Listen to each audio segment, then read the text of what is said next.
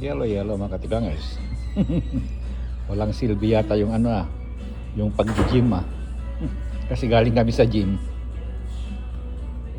Siyempre gugutumin. At saka yung pag-gym namin kasi petik-petik lang.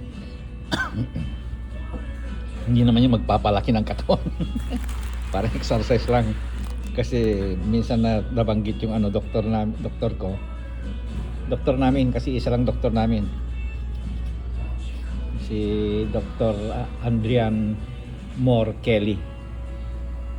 Sabi niya mag-exercise ka kasi yung sugar mo papunta na sa boundary. Papunta na sa boundary.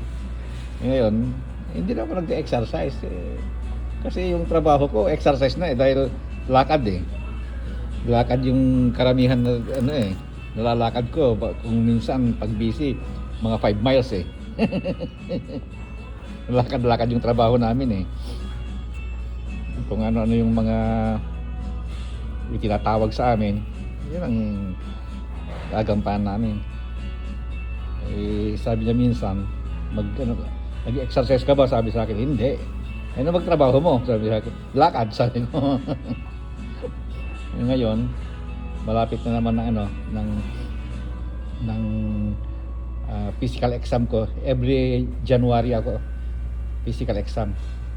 Nung nakaraan sa awa ng Diyos puro normal.